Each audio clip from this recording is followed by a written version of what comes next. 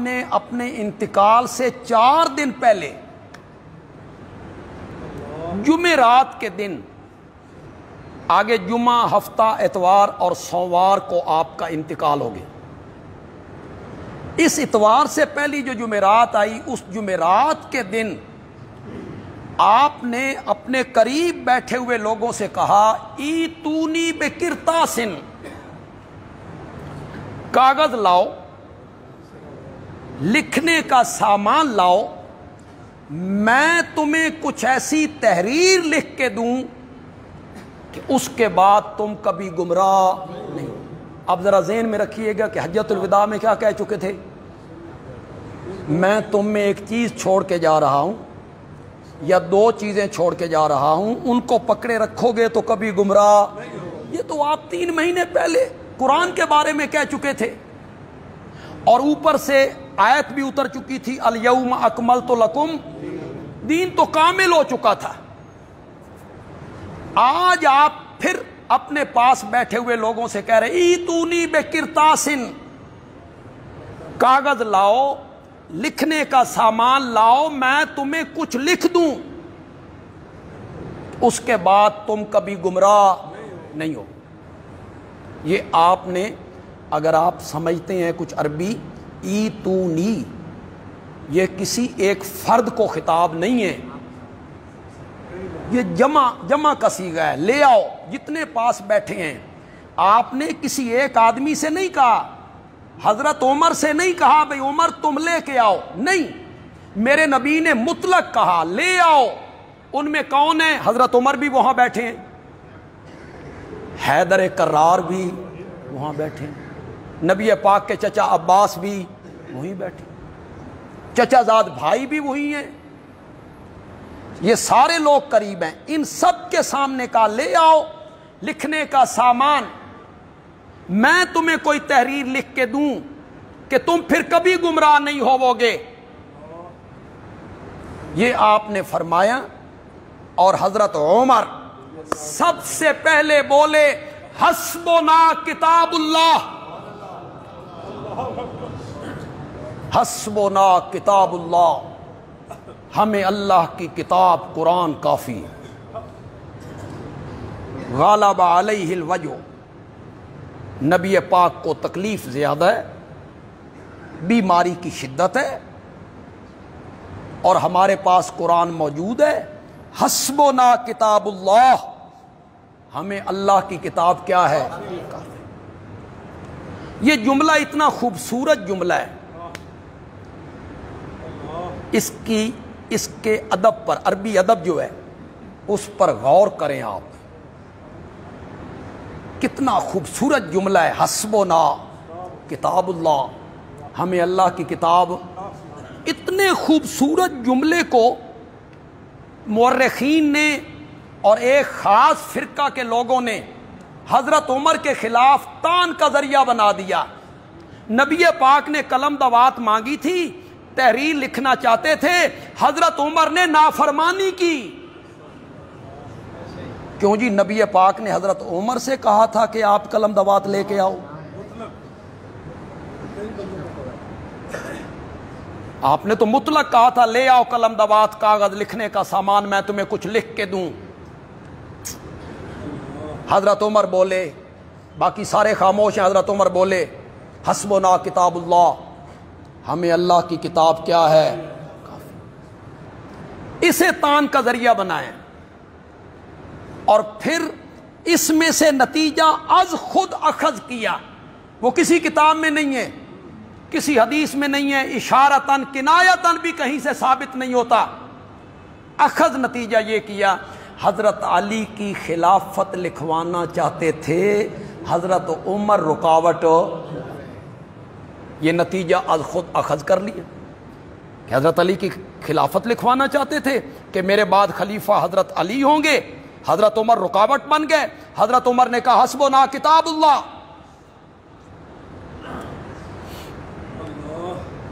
سوال میرا یہ ہے،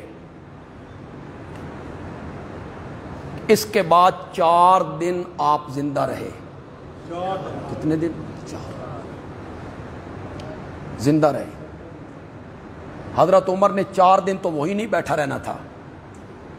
حضرت عمر چلے گئے, 4 دن میرے نبی زندہ رہے.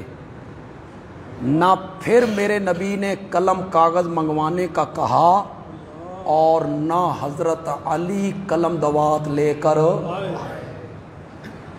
حضرت عمر اٹھ گئے تھے تو حضرت علی لے آتے نا قلم دوات کاغذ کہ یا رسول اللہ پہلے تو عمر بیٹھے تھے, ان کے سامنے تو میری جرت نہیں ہوئی,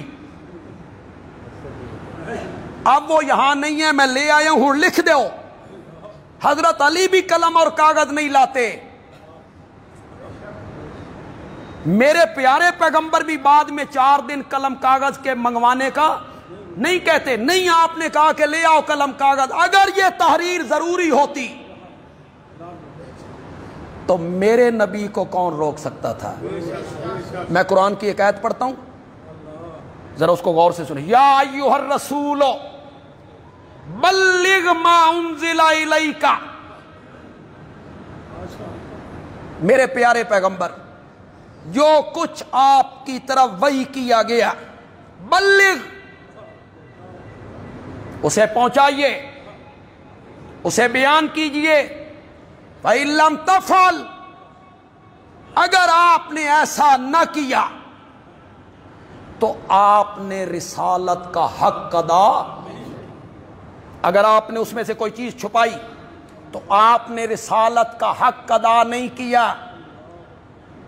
گھبرائیے نہیں, یہ دشمن تمہارا کچھ نہیں بگاڑ سکتے, دشمنوں سے تیری حفاظت کرنے والا میں ہوں. یہ قرآن ہے, سورۃ مائدہ ہے. اگر یہ تحریر ضروری تھی اور وحی کے مطابق تھی تو نبی پاک کو یہ امت تک پہنچانی چاہیے تھی کہ نہیں پہنچانی چاہیے؟ پھر آپ نے 4 دن کیوں نہیں مطالبہ کیا؟ کیوں نہیں آپ نے کہا کہ لے آؤ قلم دوات, میں تمہیں تحریر لکھ کے دوں؟ 4 دن تک آپ نے پھر نہیں فرمایا. اور مزے کی بات یہ ہے, اسی جمعرات کے دن, اسی جمعرات کے دن ظہر کی نماز آپ نے خود پڑھائی تھی. اس کے بعد آپ مسجد میں نہیں آئے. ایک دفعہ آئے اور وہ آنا بھی بڑا خوبصورت آنا تھا جب ابو بکر مصلی پہ کھڑا تھا. بیماری کی حالت میں پھر ایک مرتبہ آئے, لیکن لگاتار نمازیں جو پڑھا رہے تھے, جمعرات کے دن ظہر کی نماز آپ کی آخری نماز تھی جس میں آپ نے امامت فرمائی. آپ نے سر مبارک پہ پٹی باندھی ہوئی تھی, سر پہ درد تھا سر میں, اوپر آپ نے چادر لپیٹی ہوئی تھی. ایک صحابی نے ہاتھ لگایا, اسے گرمائش محسوس ہوئی. اس نے کہا یا رسول اللہ اتنا تیز بخار؟ آپ نے فرمایا جتنا تم 2 بندوں کو بخار ہوتا ہے اس کے برابر نبی کو بخار ہوتا ہے. صحابی نے جب تعجب کیا تو میرے آقا نے فرمایا اللہ اجر بھی تے انہیں ہی دیندہ ہے نا, جتنی تکلیف اجر بھی اس کے مطابق ہے. آپ بیمار ہیں, زور کی نماز کی امامت فرمائی, زور کی امامت فرمانے کے بعد آپ منبر پہ آئے, زندگی کا آخری خطبہ ہے. اس کے بعد آپ نے کوئی خطاب نہیں کیا صحابہ سے, آخری خطبہ ہے زندگی کا. کیوں بھائی؟ اگر کسی بندے کو نصیحت کرنے کا موقع مل جائے, ورنہ تو موت آنے لگتی ہے تو موقع نہیں دیا کرتے. پچھلے دنوں لاہور میں ایک اہل حدیث عالم تقریر کر رہے ہیں عظمت صحابہ پر. قرآن کی آیت پڑھتے پڑھتے وہی ان کی جان نکل. موت موقع نہیں دیتی پیچھے پلٹنے کا, کوئی نصیحت کرنے کا, وصیت کرنے کا. لیکن اگر کسی بندے کو موقع مل جائے اور اسے یقین ہو کہ میری موت اب سر پہ کھڑی ہے, تو کن باتوں کی وصیت کرے گا؟ معمولی معمولی اہم باتوں کی وصیت کرے گا. اپنی اہلیہ کو, اپنے بیٹوں کو, اپنی بیٹیوں کو, ورثاء کو, بھائیوں کو, سب سے اہم باتوں کی نصیحت کرے گا. میرے آقا کی زندگی کا آخری خطبہ ہے. اس کے بعد آپ نے صحابہ کے سامنے بیان نہیں کیا، اس میں آپ نے کہا ان اللہ خیر عبدا بین الدنیا والآخرہ، خیر عبدا، عبدن دا معنی تے کرو یار، ایک بندے کو، خیرہ اختیار دیا، خیرہ کا معنی کیا ہے؟ اللہ نے اختیار دیا عبدن ایک بندے کو، بین الدنیا، من تو یہی ہے دنیا میں رہنا چاہتا ہے، لیکن میں ایک اشارہ کروں گا، پتہ نہیں کتنے لوگ اس کو سمجھ پائیں گے۔ دنیا دی زندگی چاہنا، حیات دنیاویہ والآخرہ، یا حیات برزخیہ، آخرت کی حیات، کون سی زندگی چاہتے ہو؟ ایک بندے کو اختیار دیا، دنیا میں رہنا چاہتے ہو یا ہمارے پاس آنا چاہتے ہو؟ فاختار الآخرہ، اس بندے نے پسند کر لیا کس کو؟ دنیا کی زندگی کو پسند۔ پتہ نہیں تساں کیوں رولا پایا بے دنیا دی زندگی ہے، دنیا دی زندگی ہے، دنیا دی زندگی ہے، پتہ نہیں کیوں تساں رولا پایا۔ میرے نبی نے اس کو ریجیکٹ کیا، میرے نبی نے اسے ناپسند کیا، پسند کی زندگی کو کیا۔ زور سے بولو یار، میں بخاری سے پڑھ رہا ہوں اور اس کا قرآن اس کی تائید کرتا ہے، قرآن اس کی تائید کرتا ہے، بل توثرون الحیات الدنیا، تم دنیا کی زندگی کو پسند کرتے ہو، والآخرۃ خیر، قرآن اس کی تائید کرتا ہے۔ سورہ زحا پڑھو، وللآخرۃ خیر لک من آخرت کی زندگی پہلی زندگی سے کیا ہے؟ یہ نبی کی شان ہے، یہ نبی کا وصف ہے، امتیازی وصف۔ نبی سے روح قبض کرنے سے پہلے پوچھا جاتا ہے یہاں رہنا چاہتے ہو؟ فرشتہ کہتا ہے میں واپس چلا جاتا، یہاں رہو۔ ہمارے پاس آنا چاہتے ہو تو پھر تیاری کرو۔ نبی سے پوچھا جاتا ہے، یہ ہے مقام نبوت کا، کیا بات ہے۔ بغیر اجازت ملک الموت اندر آئے نہ۔ حدیث میں آتا ہے حضرت عائشہ کی گود میں میرے نبی کا سر مبارک ہے، غشی طاری ہو رہی ہے، جبریل پاس کھڑا ہے، اللہ اکبر، کیا مقام ہے میرے نبی کا۔ جبریل پاس کھڑا ہے، دروازے پہ دستک ہوئی، فرمایا کون ہے؟ جبریل نے کہا یہ وہ ہے جس نے کبھی کسی سے اجازت نہیں مانگی، کوئی بادشاہ ہو، شہنشاہ ہو، سلطنتوں والا ہو، فاتح ہو، پرچم کشا ہو، نہیں مانگی۔ رب نے اس کو کہہ کے بھیجا ہے میرے نبی کے گھر میں قدم نہیں رکھنا جب تک میرے نبی سے پوچھ نہیں لینا۔ یا رسول اللہ اجازت ہوئے تے بلا لے ماں، یہ جبریل کہہ رہا ہے، اجازت ہوئے تے بلا لے ماں۔ میرے آقا نے فرمایا جبریل یہ بتا جدھر سے تو آیا ہے ادھر کیا حالات ہیں؟ یہ موت جو ہے نا، موت یہ ساڈے واسطے مصیبت ہے، پتہ نہ بے شکنجا چڑھنا، کرتوت سامنے ہے نا سارے، پھر موت بڑی بری چیز ہے۔ اور ان کے بارے میں ذرا سنیے گا، ذرا سنیے گا ادھر کیا حالات ہیں۔ جبریل نے کہا یا رسول اللہ وہ تو تیرے انتظار میں بیٹھا ہوا ہے۔ قد اشتاق لقاءک، انتظار کا لفظ بھی یار غلط نکل گیا۔ قد اشتاق لقاءک، تیری ملاقات کا مشتاق بیٹھا ہوا ہے۔ تیری جہاں حالات یہ ہوں پھر بندہ اس دنیا میں رہے گا یا اپنے رب کے پاس چلا جائے گا؟ بلا لوں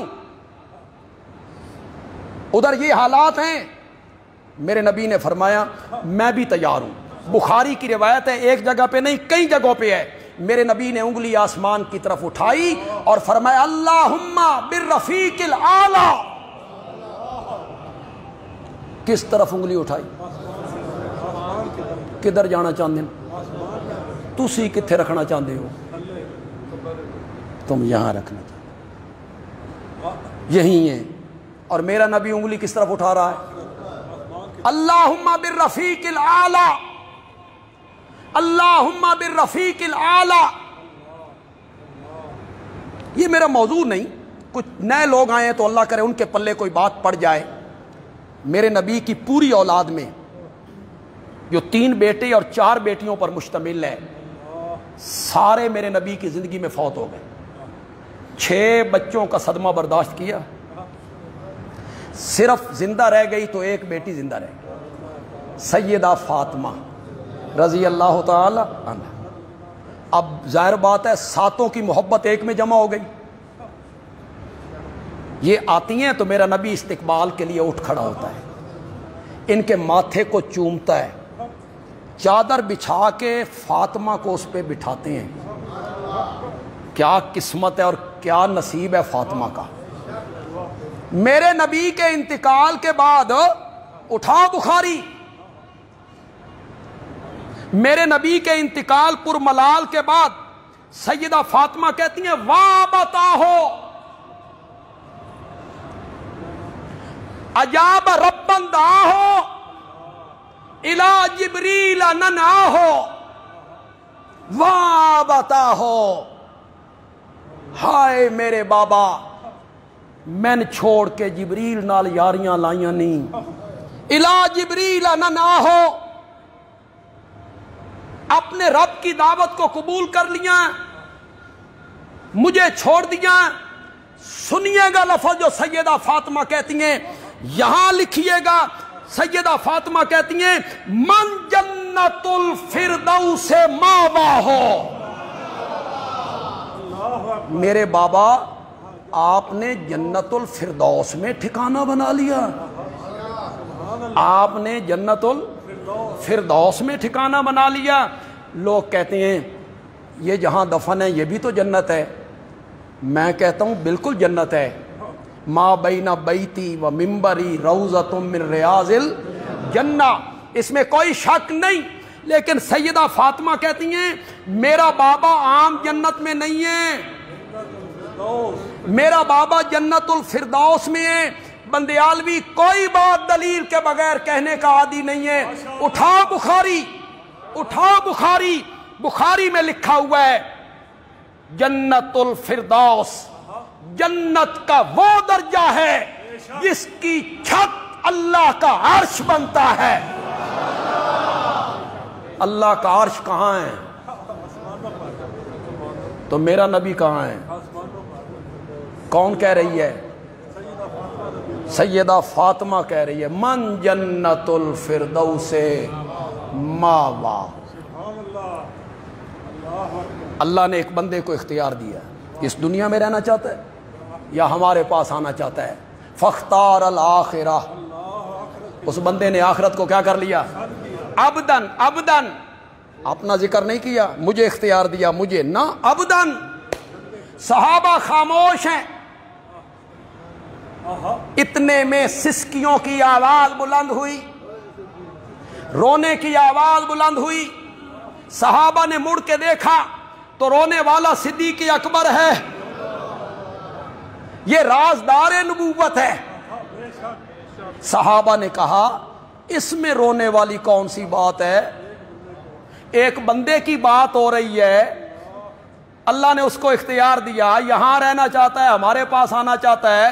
اس بندے نے آخرت کو قبول کر لیا، اس میں رونے والی کون سی بات ہے؟ سیدنا صدیق اکبر نے فرمایا تمہیں کون بتائے کہ عبدن سے مراد، ایک لفظ ذہن میں آیا یار پہلے کبھی نہیں کہا لیکن پتہ نہیں آپ سمجھتے ہیں کہ نہیں سمجھتے. تمہیں کون بتائے عبدن سے مراد صرف بندہ نہیں ہے، کامل بندہ ہے.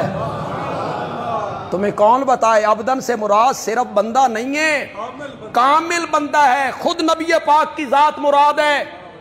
اور نبی پاک اب بتا رہے ہیں کہ میں اب اس دنیا میں رہنا نہیں چاہتا، جدائی کا وقت آ گیا ہے۔ اب نبی پاک کہاں جانا چاہتے ہیں؟ یہ 4 دن پہلے کی بات ہے، زور کا نماز ہے، اس میں آپ یہ سب تقریر کر رہے ہیں، بیان کر رہے ہیں، خطبہ دے رہے ہیں، لیکن جو کچھ وہاں لکھوانا چاہتے ہیں اس کا یہاں ذکر نہیں کہ بھائی میں نے تمہیں تحریر کا کہا تھا، اس میں یہ لکھوانا چاہتا تھا۔ لیکن اس خطبے سے تو معلوم ہوتا ہے تو نفیس سے اشارہ ہی ہے، اس خطبے سے تو معلوم ہوتا ہے کہ نبی پاک نے وہ لکھنے کا سامان جو منگوایا تھا تو صدیق اکبر کی خلافت لکھوانا چاہتے تھے۔ معلوم ایسے ہوتا ہے، اشارے کنائے سے معلوم ایسے ہوتا ہے کہ سیدنا صدیق اکبر کی خلافت لکھوانا چاہتے تھے۔ آپ کہیں گے دلیل، میں کہوں گا دلیل یہ ہے کہ جمعرات کے دن اسی خطبے میں جو زور کی نماز کے بعد آپ نے دیا تھا، جب صدیق اکبر روئے اور سسکیوں کی آواز بلند ہوئی اور میرے نبی کے کانوں تک پہنچی تو میرے نبی نے خطبے کا موضوع بدل دیا، عنوان ہی بدل گیا خطبے کا۔ اب عنوان کیا ہے؟ عظمت صدیق اکبر۔ نہیں سمجھو گے یار، تسی تھکے بیٹھے یار، کچھ محبت میں آؤ، محبت میں آؤ، محبت میں آؤ۔ عنوان کیا ہے؟ مسجد نبوی ہے، مسجد نبوی ہے، منبر میرے نبی کا ہے، خطیب امام الانبیاء ہے، اور آپ کے خطبے کا عنوان عظمت صدیق اکبر ہے۔ میرا نبی خطیب ہے، مسجد نبوی ہے، خطبے کا عنوان کیا ہے؟ عظمت صدیق اکبر ہے۔ وہ جو سسکیوں کے رونے کی آواز میرے نبی کے کان تک پہنچی تو میرے نبی نے فرمایا جس کسی نے مجھ پر کوئی احسان کیا ہے میں اس کے احسان کا بدلہ اتار چکا ہوں۔ حضرت عثمان نے مجھ پر احسان کیے، میں نے 1 بیٹی نہیں 2 بیٹیاں اس کے نکاح میں دیں۔ حیدر کرار کے احسان ہیں، میں نے جگر کا ٹکڑا کاٹ کے اس کے حوالے کیا۔ جس کسی نے مجھ پہ کوئی احسان کیا میں اس کے احسانوں کا بدلہ اتار چکا ہوں، لیکن میں نے بڑا زور لگایا ابو بکر کے احسانوں کا بدلہ اتاروں، مجھ سے نہیں اتارا گیا، قیامت کے دن رب خود اتارے گا۔ واقعی ابو بکر کے بڑے احسان ہیں میرے نبی پر۔ آمن الناس بر مولائے ما، اسی کو میرے نبی نے کہا تھا، امن الناس۔ علامہ اقبال نے بالکل حدیث کا لفظ لیا ہے، علامہ اقبال نے حدیث کے لفظ کو لیا اور یہ شعر کہے ہیں۔ حدیث میں یہ لفظ ہیں امن الناس، امن سب سے بڑھ کر احسان کرنے والا، الناس لوگوں میں سے سب سے زیادہ احسان کرنے والا، اسی کو علامہ اقبال صاحب نے لیا۔ آمن الناس بر مولائے ما، بر مولائے ما، کلیم اول سینائے ما، ہمت او کشت ملت راچو عبر۔ خدا کے لیے میرے اشارے کو بھی سمجھنا ہے اور ان لفظوں کو بھی سمجھنا ہے جو علامہ اقبال نے کہے، ہمت او کشت ملت راچو عبر، ثانی اسلام و غار و بدر و قبر، ثانی اسلام و غار و بدر و قبر، آمن الناس بر مولائے ما، کلیم اول سینائے ما۔ واہ علامہ اقبال، اتنا اونچا اڑ گیا، اتنا اونچا اڑا ہے تو، کلیم اول سینائے ما، سینا کوہ طور جہاں موسیٰ سے رب ہم کلام ہوا، پہلی مرتبہ موسیٰ سے رب نے ہم کلامی کی، کلیم اول سینائے ما، جو ہمارا سینہ ہے، طور ہے، ہمارے نبی کا کلام ہے، اس کا پہلا سننے والا ابو بکر ہے۔ کلیم اول سینائے ماں۔ دوسرے شعر میں تو علامہ اقبال نے حد کر دی ہے، اس کا ایک بیک گراؤنڈ ہے۔ نبی پاک کے انتقال کے بعد جھوٹے مدعیان نبوت کھڑے ہو گئے، ابو بکر نے سر کچل کے رکھ دیا۔ زکوٰۃ کے انکاری کھڑے ہو گئے، ابو بکر نے سر کچل کے رکھ دیا۔ رومیوں کی طرف لشکر جانا تھا، سارے صحابہ کہتے تھے نہ بھیجو، ابو بکر ڈٹ گئے، جس لشکر کو میرے نبی نے بھیجا تھا میں اسے نہیں روکوں گا۔ رومیوں کے خلاف لشکر کشی، جرت ملی، مخالفین دب گئے۔ مسلمانچ بڑی قوت ہے، اے محاذوی تے، اے محاذوی تے، اے محاذوی۔ مسلمانوں کو حوصلہ ملا۔ علامہ اقبال اس طرف اشارہ کرتے ہیں، علامہ اقبال نے شعر کہے، اس کی تشریح میں کرتا ہوں۔ ان شعروں کی یہ تشریح کسی نے بھی نہیں کی ہوگی، کسی نے نہیں کی ہوگی۔ علامہ اقبال کہتا ہے، ہمت او کشت ملت راچو ابر۔ کشت کہتی ہیں کھیتی کو، ابر بادل کو، ابر بادل کو، ہمت طاقت، قوت، دبدبا، یہ ذہن میں رکھیں۔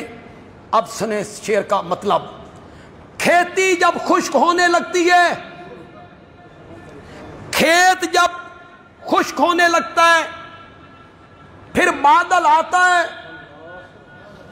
پھر بادل برستا ہے، کھیتی لہلہانے لگتی ہے، پھیلنے لگتی ہے، پھولنے لگتی ہے، سبزہ اگتا ہے۔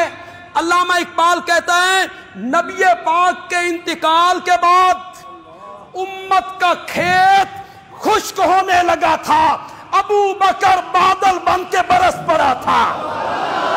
ہمت او کشت ملت راچو آبرو، ثانیے اسلامو غارو بدرو کابرو۔ میرے نبی نے کہا، جس کسی نے مجھ پر کوئی احسان کیا میں نے اس کے احسانوں کا بدلہ اتار دیا۔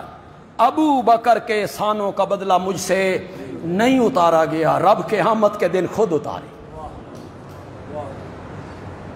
مسجد نبوی ہے نا، اس کی جو دیواریں ہیں، اس کے ساتھ صحابہ کے مکان ہیں، مین دروازے گلیوں میں کھلتے ہیں۔ مسجد میں آنے کے لیے انہوں نے کھڑکیاں رکھی، مکانوں کی کھڑکیاں مسجد میں کھلتی۔ بخاری میں اسی خطبے میں میرے نبی نے ان کھڑکیوں کی طرف اشارہ کیا، لا تبقین خوخۃ فی المسجد، یہ ساری کھڑکیاں بند کر دی جائیں، کسی مکان کی کھڑکی مسجد کی طرف نہیں کھلنی چاہیے، الا خوخۃ ابی بکر، ایک گھر کی کھڑکی کھلی رہے گی، اور وہ کس کا گھر ہوگا؟ اس تقریر سے تو پتہ چلتا ہے کہ میرے نبی جو تحریر لکھوانا چاہتے تھے اس میں خلافت کس کی لکھوانا چاہتے تھے؟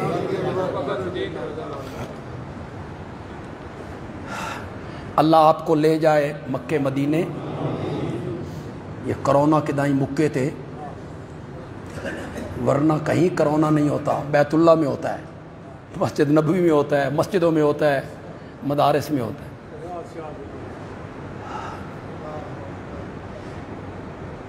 پھر کبھی کبھی مولانا فضل الرحمان کا جلسہ آ جائے تو پھر کرونا سر اٹھانے لگتا ہے، بے ٹرانسپورٹ بند کرو تو کرونا آ گیا۔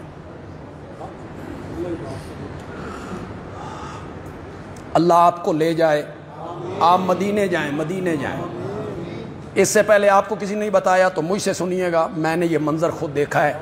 نبی پاک کے قبر منور پر کھڑے ہو کے جب آپ سلام پڑھیں گے، سیدھے سامنے دروازہ ہے، اس سے آگے دروازہ ہے، بندہ باہر نکل جاتا ہے۔ آپ نے باہر نہیں نکلنا، انہی قدموں پہ پیچھے آ جانا ہے، اسی صف پر پیچھے واپس آ جانا، اس طرف چل۔ بالکل جو ٹکر پہ آپ کو دروازہ نظر آئے گا اس کا نام ہے باب صدیق، باب صدیق۔ اس باب صدیق کے اوپر لکھا ہوا ہے ہذہ خوخۃ ابی بکر، یہ دروازہ ऐन उस जगह पे बनाया गया है जहां हजरत अबू बकर के घर की खिड़की खुला करती थी। हाज़िही खौखतो अबी बकर। तो मालूम होता है कि खिलाफत अगर लिखवानी थी मेरे नबी ने, इशारा बताता है, किनाया, कि किसकी खिलाफत लिखवाना चाहते थे। ईशा की नमाज हुई, टाइम हुआ, टाइम, सहाबा जमा हो गए। हजरत बिलाल आपके हुजरा मुबारका के उस खिड़की के पास जा कहते हैं, अस्सलात या रसूल अल्लाह, अस्सलात, नमाज का टाइम हो गया है। सहाबा तेरी दीद के मुश्ताक हैं, तशरीफ लाइए, इशा की नमाज की इमामत फरमाइए। वुजू करने लगे, गशी तारी हो, इफाका हुआ, पूछा असल्लन्नास, लोगों ने नमाज पढ़ ली? ला या रसूल अल्लाह वहुम यंतज़िरूनक, लोगों ने नमाज नहीं पढ़ी, आपका इंतजार हो रहा है। फरमाया पानी लाओ, पानी लाया गया, वुजू फरमाने लगे, फिर गशी आ गई, इफाका हुआ, असल्लन्नास, लोगों ने नमाज पढ़ ली है? ला वहुम यंतज़िरूनक, नमाज नहीं पढ़ी, आपका इंतजार हो रहा है। फरमाया पानी लाओ, वुजू करवाओ, मैं जाके नमाज पढ़ाऊं। पानी लाया गया, फिर गशी तारी हुई, कमजोरी है, नकात है, बीमारी है, बुखार है, सर मुबारक में दर्द है। तीसरी मर्तबा इफाका हुआ, पूछा लोगों ने नमाज पढ़ ली है? नहीं, आपका इंतजार हो रहा है। आपने फरमाया लोगों से कहो मेरा इंतजार न करें, मुरू अबा बकरिन, मुरू अबा बकरिन फल युसल्ले बिन्नास, अबू बकर को कहो मेरे मुसल्ले पे खड़े हो के लोगों को नमाज पढ़ाए। मालूम होता है मेरे प्यारे पैगंबर किसकी खिलाफत लिखवाना चाहते थे। नहीं नहीं नहीं नहीं, उसकी खिलाफत लिखवाना चाहते थे जिसके हवाले मुसल्ला कर रहे हैं। नमाज, दीन का अहम रुकन कौन सा है? नमाज। शरीयत का अहम रुकन कौन सा है? नमाज। नबी पाक के इंतकाल के बाद जब हजरत सिद्दीक अकबर रजी अल्लाह तआला अन्हु की बैत हुई, हजरत अली ने क्या कह के बैत की थी? हवाला ना हो, जो मर्जी सजा दो। हजरत अली ने यह कह कर बैत की थी, जिस अबू बकर को मेरे नबी ने हमारे दीन का इमाम बनाया है, मैं दुनिया के उमूर में भी उसी को अपना इमाम मानता हूं। दीन का इमाम बनाया है, यानी नमाज। नमाज ही दीन है ना। दीन का अहम रुकन कौन सा है? तो मालूम होता है खिलाफत आप किसकी लिखवाना चाहते थे, इसके इशारे मौजूद हैं। फिर एक हदीस आपको सुनाता हूं, शायद इससे पहले आपने ना सुनी हो, सुनियो तो मुझसे ही सुनियो। आपने हजरत आयशा से कहा, आयशा अपने भाई अब्दुर्रहमान को बुलाओ, मैं तेरे बाबा की खिलाफत लिखवाना चाहता हूं। और सुन रहे हो कि कोई नहीं सुन रहे हो? एक गल तो जरा औखी समझ आती, और वो कागज कलम वाली बड़ी सौखी समझ आती है। लिखने का सामान लाओ, अपने भाई अब्दुर्रहमान को बुलाओ, मैं तेरे बाबा की खिलाफत के बारे में लिखवा दूं। ये कहने के बाद मेरे नबी ने एक जुमला कहा, सुनाऊं आपको, और सुनाऊं आपको वो जुमला, या बल्लाहो वल मोमिनूना, या बल्लाहो वल मोमिनूना, अर्श पर अल्लाह इनकार करता है और फर्श पर सारे मोमिन इनकार करते हैं। किसी की इमामत को मानते हैं तो वो अबू बकर की इमामत को मानते हैं, लिहाजा लिखवाने की कोई जरूरत नहीं। तो ये सारे इशारे हैं, ये जितनी मैंने दलीलें दी हैं सब इशारे हैं कि अगर अगर अगर لکھوانا بھی چاہتے تھے تو کس کی خلافت لکھوانا چاہتے تھے؟ حضرت ابو بکر کی خلافت لکھوانا چاہتے رضی اللہ تعالی۔ یہ کہنا کہ میرے نبی نے حکم دیا قلم دوات لے آؤ، لکھنے کا سامان لے آؤ، ایتونی بقرطاسن، میں تمہیں ایسی تحریر لکھوا دوں کہ اس کے بعد تم کبھی گمراہ نہیں ہوو گے۔ کیوں جی؟ حضرت عمر کو کہا تھا، بولتے کیوں نہیں ہو؟ حضرت عمر کو کہا تھا بھی عمر تو لے کے آ، مطلق کا سب کو کہا، سب کو کہا، صرف حضرت عمر کو نہیں کہا۔ حضرت عمر نے کیا نافرمانی کرنی تھی؟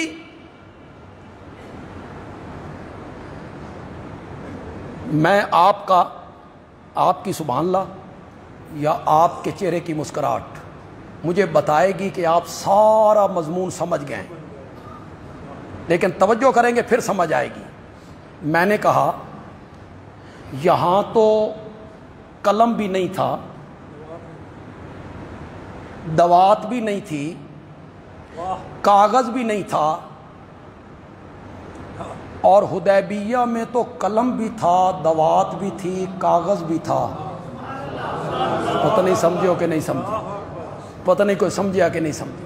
یہاں تو کوئی چیز نہیں تھی بھائی، وہاں تو ساری چیزیں موجود تھی، اور تحریر لکھنے والا بھی کوئی عام آدمی نہیں ہے، حیدر کرار ہے رضی اللہ تعالی۔ تحریر وہ لکھ رہے ہیں، تحریر لکھی گئی، یہ معاہدہ صلح کا معاہدہ کن کے درمیان ہو رہا ہے؟ من محمد الرسول اللہ، اور ادھر سہیل ابن عامر جو مشرکین کا نمائندہ تھا۔ تو سہیل نے کہا ہم آپ کو اللہ کا رسول مان لیں تو پھر جھگڑا کائے کا؟ ہم تو آپ کو اللہ کا نبی نہیں مانتے، تو یہاں آپ نے رسول اللہ لکھوا دیا ہے، اسے کاٹیے، اس کی جگہ پہ لکھیے من محمد ابن عبداللہ۔ یہ لکھی، یہ تحریر لکھی جا رہی ہے محمد کی طرف سے جو عبداللہ کا بیٹا ہے۔ عبداللہ میرے نبی کے والد محترم کا نام۔ یہ لکھیے رسول اللہ کاٹ دیجئے۔ میرے نبی ہر صورت میں معاہدہ تکمیل تک پہنچانا چاہتے تھے کہ یہ فتح مکہ کی ابتدا ہو رہی تھی۔ آپ نے حضرت علی سے جو تحریر لکھ رہے تھے، آپ نے ان کو حکم دیا رسول اللہ کاٹ دے، اور جس طرح یہ کہتا ہے بن عبداللہ لکھ دے۔ حضرت علی نے جواب میں فرمایا یا رسول اللہ علی کے ہاتھ کٹ سکتے ہیں، لیکن ان ہاتھوں سے رسول اللہ کا لفظ نہیں کٹ سکتا۔ میں نے نہیں کاٹنا، میں نے نہیں کاٹنا۔ آپ میں سے کون ہے جس کا خیال یہ ہو، آمکانہ خیال، جس کا آمکانہ خیال یہ ہو کہ حضرت علی نے الیاذ باللہ نبی پاک کی بات کی نافرمانی کی ہے؟ یہ نافرمانی ہے؟ اس کو نافرمانی کہو گے؟ بظاہر تو نظر آ رہا ہے، آپ نے فرمایا کاٹ دے، اس نے کہا علی کے ہاتھ نہیں کاٹیں گے۔ بندیالوی کہتا ہے میں کائنات کی فرما برداریاں حضرت علی کی ظاہری نافرمانیوں پہ قربان کرتا ہوں، کائنات کی فرما برداریاں اس کا مقابلہ نہیں کر سکتی۔ یہ محبت میں ڈوبا ہوا جملہ تھا، اسے نہیں کہا جا سکتا، اسے نہیں کہا جا سکتا نافرمانی۔ کوئی عامہ کی بندہ ہوگا جو کہے گا نبی پاک کہتے تھے کاٹ دے، حضرت علی کو کاٹ دینا چاہیے تھا، کوئی عامہ بندہ ہوگا، کوئی نافرمانی نہیں، یہ محبت کی انتہا تھی۔ حضرت علی رضی اللہ تعالیٰ عنہ کی محبت کی انتہا ہے۔ تو یہاں بھی حضرت عمر کہتی ہیں حسبنا کتاب اللہ۔ آپ ذرا ذہن میں لائیے، حجۃ الوداع میں کیا کہا تھا؟ میں تم میں ایک چیز چھوڑ کے جا رہا ہوں، اس کو پکڑے رکھو گے تو تم کبھی گمراہ، یہ کہہ چکے تھے۔ اب یہاں 4 دن پہلے کیا کہہ رہے ہیں؟ میں تمہیں ایک اور تحریر لکھ کے دوں، اس پر عمل کرو تو گمراہ نہیں ہوو گے، جبکہ 3 مہینے پہلے کہہ چکے ہیں، اور وہاں الیوم اکملت لکم دینکم والی آیت اتر چکی ہے۔ اے لوگا، میرے نبی امتحان لینا چاہتے تھے، انہاں میرے یارانو او خطبہ یاد ہے کہ میں تم میں ایک چیز چھوڑ کے جا رہا ہوں، پکڑے رکھو گے تو کبھی گمراہ نہیں ہوو گے۔ انہاں نو ایک خطبہ یاد ہے، میرے نبی نے امتحان لیا اور حضرت عمر 100 میں سے 100 نمبر لے کے پاس ہو گیا تھا، اسی لیے میرے نبی نے دوبارہ نہیں کہا کہ لے آؤ لکھنے کا سامان۔ میرے نبی حضرت عمر کے جواب پہ مطمئن ہو گئے، حضرت علی بھی مطمئن ہو گئے، جتنے لوگ بیٹھے ہوئے تھے وہ سارے جواب پر کیا ہو گئے؟ مطمئن۔ تو حضرت عمر کی رائے آپ نے دیکھی، حضرت عمر کی زیرکی آپ نے دیکھی، ان کا فہم آپ نے دیکھا ہے، کہاں نظر پہنچی ان کی کہ میرے نبی یہ کیوں کہہ رہے ہیں۔ نبی پاک امتحان لینا چاہتے ہیں، اور حضرت عمر کہتے ہیں یا رسول اللہ، آپ 3 مہینے پہلے بھی تو کہہ چکے تھے کہ میں قرآن چھوڑ کے جا رہا ہوں، تم کبھی گمراہ نہیں ہوو گے، تو وہ قرآن ہمارے پاس موجود ہے، تو ہم اس پر عمل پیرا ہیں۔ وقت چونکہ قلیل ہوتا ہے جمعے پہ، لیکن جمعے بھی آتے رہیں گے، آپ بھی آتے رہیں گے، میرے بارے میں بھی دعا کرتا ہوں، تو یہ بیان ہوتے رہیں گے انشاءاللہ۔ اس مضمون کو تھوڑا سا میں نے اور بیان کرنا ہے۔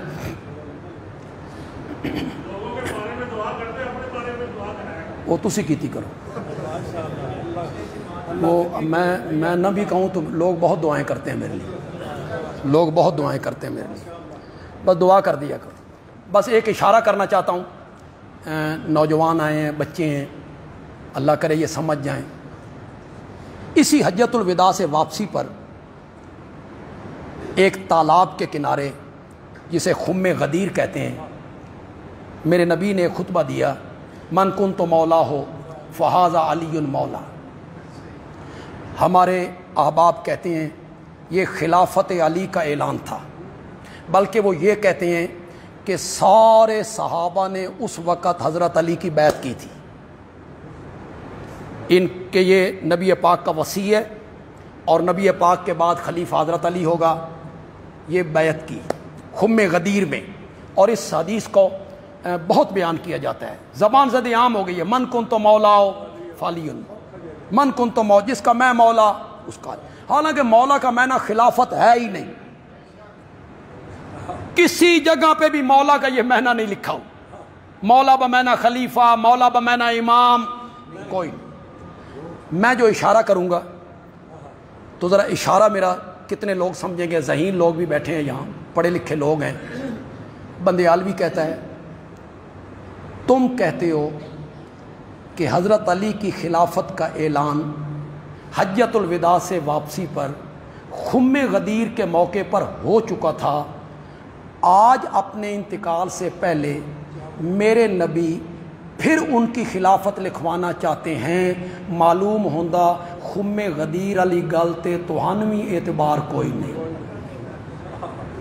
اگر وہ اعلان ہو چکا تھا تو آج کسی تحریر کی ضرورت، بات تو پکی ہو گئی تھی، 1 لاکھ کے مجمع کے سامنے اعلان ہو گیا تھا، تو بات وہاں پکی ہو گئی، اب کیا ضرورت تھی اس کے لکھوانے کی؟ من کنت مولا فہذا علی مولا، زبان زد عام ہو گئی، کیا سنی کیا اہل تشیع، ہر ایک کی زبان پر ہے، بچوں کی زبان پر بھی ہے، لیکن ہم اہل سنت اور اہل سنت کے علماء اور خطباء اس حدیث کو عام نہ کر سکے۔ مرو ابا بکر فلیصلی بالناس، ابو بکر کو کہو میرے مصلی پہ کھڑے ہو کے لوگوں کو۔ سارے صحابہ موجود ہیں، کیوں بھائی حضرت علی اس وقت موجود نہیں تھے؟ بیر سفر پہ گئے ہوئے تھے کہ مدینے میں تھے؟ مدینے میں، میرے نبی کے چچا عباس مدینے میں، حضرت عباس کے بیٹے مدینے میں، حضرت علی کے بڑے بھائی حضرت عقیل مدینے میں،